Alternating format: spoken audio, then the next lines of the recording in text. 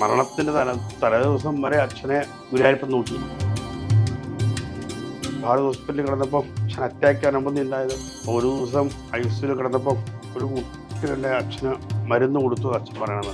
പിന്നെ ആരും നഴ്സുമാരും കിടന്നുമില്ല, ആരും വന്നില്ല, മരുന്ന് വന്നില്ല, മരുന്ന് ഒന്നുമില്ല, മരുന്ന് അച്ഛൻ പറയുന്നുണ്ട്. നഴ്സുമാരെ നോക്കുമ്പോൾ വെള്ളമുണ്ട് കഴിയുമ്പോൾ കുറച്ച് സമയം കഴിഞ്ഞാൽ അച്ഛൻ ആ ICUയിൽ നിന്ന് മുറിയിലേക്കാക്കി.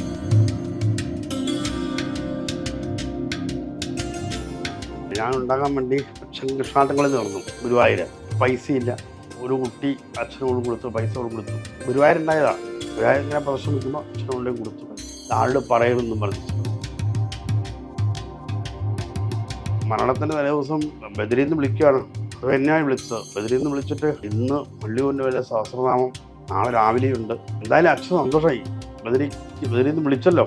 കാരണം ആവശ്യം ഇവിടെ പറയുണ്ടായി അച്ഛൻ്റെ ഒരു ചൈതന്യം അവിടെ വന്നതായിട്ട് അവർക്ക് തോന്നൽ പോലെ വന്നതാണ്. ഇതെല്ലാം അനുഭവം, ഇവിടുത്തെ മുഴുവൻ അനുഭവമാണ്. ഇവിടെ ഒന്നുമില്ല, അന്നുമില്ല ഇന്നുമില്ല, അനുഭവങ്ങൾ മാത്രമേ ഉള്ളൂ നമുക്ക്. അച്ഛനുണ്ടാക്കി വെച്ച അനുഭവങ്ങൾ. അച്ഛനെ എത്ര ഗുരുവായൂരപ്പനും ഗണപതിയിലും ആശ്രയിച്ചോ അച്ഛൻ അത് മുഴുവൻ ഫലം കൊടുത്തു. ശങ്കരൻ നമ്പൂതിരി ഭാഗവതം വായിക്കുന്നത് കേൾക്കുന്നവരൊക്കെ പറയുന്നത് അതിലൊരു വാത്സല്യം ഉണ്ടാകാറുണ്ട് കണ്ണന്റെ കഥകൾ പറയുമ്പോ. അങ്ങനെ പറഞ്ഞു കേട്ടു, അനുഭൂതിയാണ്. അപ്പൊ ആ ഒരു വാത്സല്യം മകൻ എന്ന നിലയില് എങ്ങനെയാണ് അനുഭവിച്ചിട്ടുള്ളത്? അല്ല, അത് ഞങ്ങളൊന്നും സംസ്കം പിടിച്ചു പറയാനില്ല. ഞങ്ങളൊക്കെ ഇങ്ങനെ അതിനുള്ള സാഹചര്യമല്ല ഇവിടെ, ഒരു സാഹചര്യമില്ല. അത് ഞാൻ സാമ്പത്തികമായിട്ടും പുറകോട്ട് കഷ്ടപ്പാടുകളും കൊണ്ട് ഇതൊന്നും ചിന്തിച്ചിട്ട് പോലുമില്ല ഒരു അന്നത്തെ കാലത്ത്. ചിന്തിക്കാത്ത കാര്യം. അപ്പം അച്ഛനെ പോകുമ്പോൾ ഞങ്ങൾ ഭാഗവതം വായിക്കാൻ കൂടെ ഭാഗവതം കേൾക്കാനായിട്ട് പോകും. അപ്പം അച്ഛൻ്റെ വായന കേട്ട് ഞങ്ങൾ വായനയ്ക്ക് ആയതാണ്. അച്ഛൻ്റെ വായന കേൾക്കുമ്പോൾ ഒരു മാധുരിയാണ്. അച്ഛൻ്റെ ഒരു മുഖത്തിൻ്റെ ഭാവം മാറുകയാണ്. ഈശ്വരാർപ്പിതമായിട്ട് ഭാഗവത പാരായണമാണ്. അപ്പം അച്ഛനെ ഇങ്ങനെ വായനകൾ കേട്ടോണ്ടിരിക്കുകയാണ്. അപ്പം കേൾക്കുമ്പോൾ ഒരു ഒരു എന്താ പറയുക, ഒരു ആനന്ദം. അപ്പം അങ്ങനെ കേട്ട് പഠിച്ചതാണ്.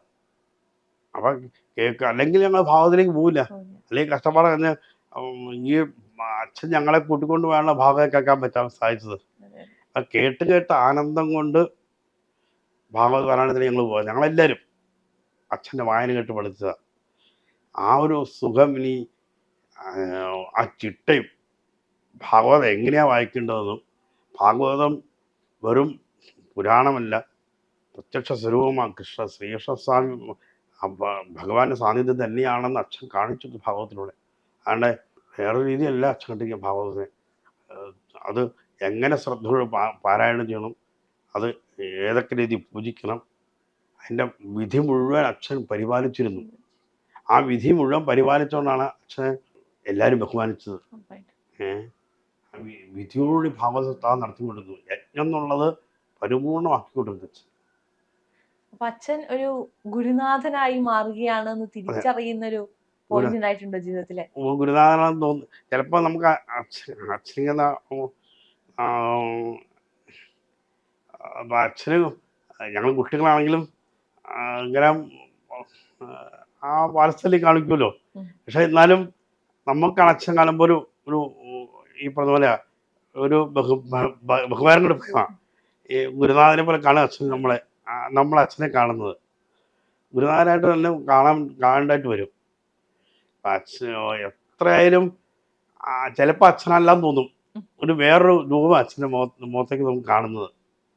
അച്ഛൻ്റെ ഇരുപ്പും അല്ലെങ്കിൽ ഓരോ ജപത്തിൻ്റെ നമ്മളിങ്ങനെ നമ്മൾ തൊഴുതുകൊണ്ട് നോക്കിക്കൊണ്ടിരിക്കുകയാണല്ലോ. നമുക്കൊന്നും ഇനി ഒരിക്കലും അച്ഛൻ്റെ മുമ്പിൽ അച്ഛൻ്റെ രീതിയിൽ എത്താൻ പറ്റില്ല. ഇനി സ്വപ്നത്തെ പോലും ചിന്തിക്കാൻ പറ്റുന്നില്ല. ഞാൻ ഇപ്പം 136 നമസ്കരിക്കുന്നത് നടക്കില്ല. അച്ഛന് ധൈര്യവും ഭക്തി ഉണ്ടായിരുന്നു.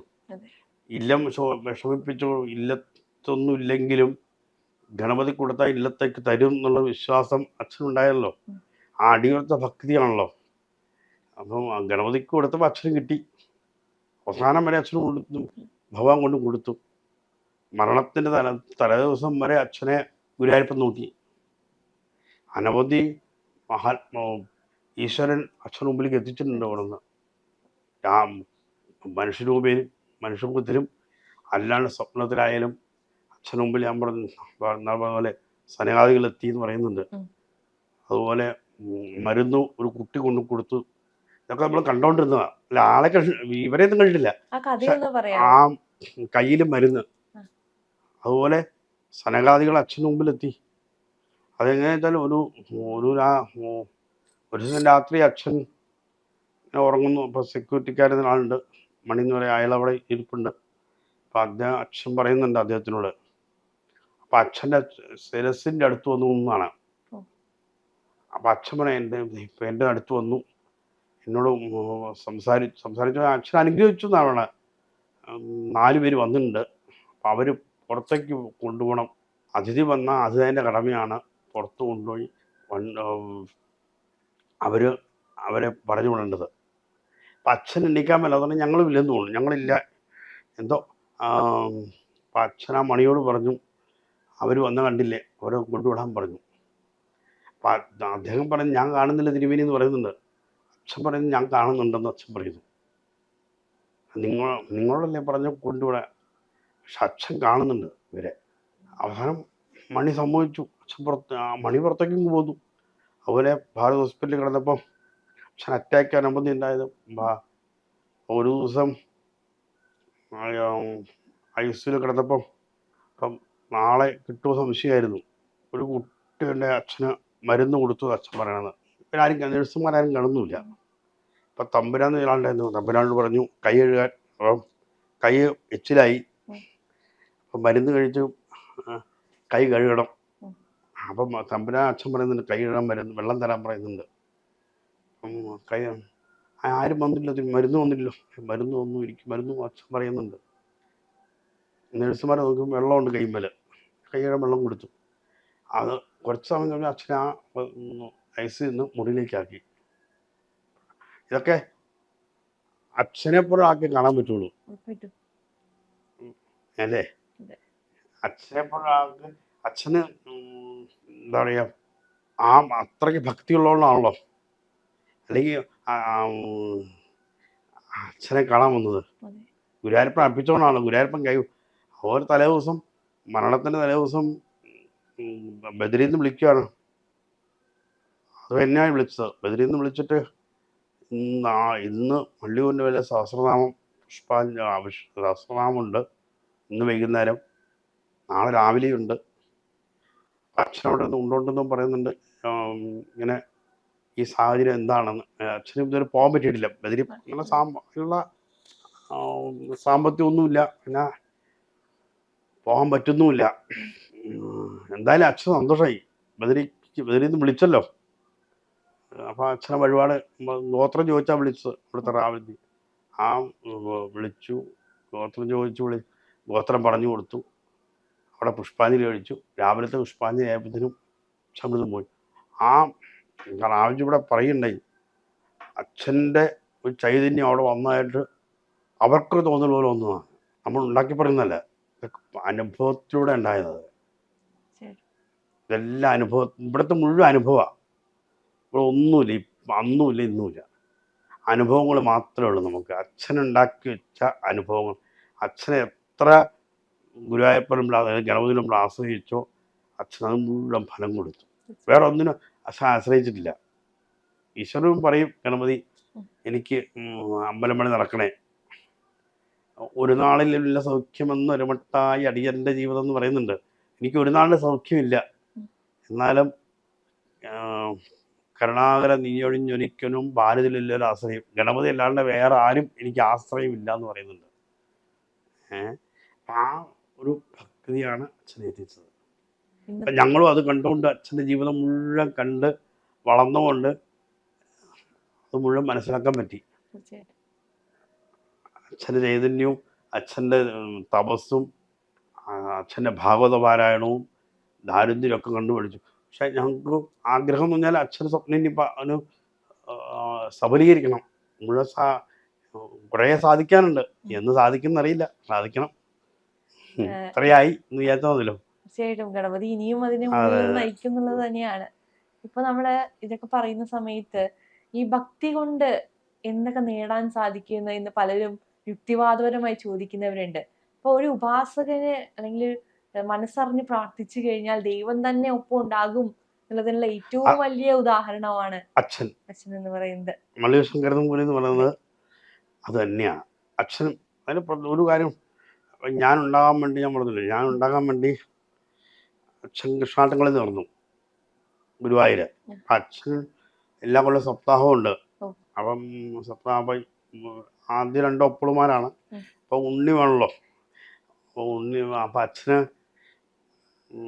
ഒരു ഉണ്ണി ഉണ്ടാകണം എന്നുള്ള ആഗ്രഹത്തിൽ കൃഷ്ണാട്ടങ്ങളിൽ നടന്നു. പൈസ ഇല്ല. അപ്പോൾ പൈസ ഇല്ലാണ്ടായപ്പോൾ എന്താ വേണ്ടത് നിശ്ചയില്ലാണ്ട്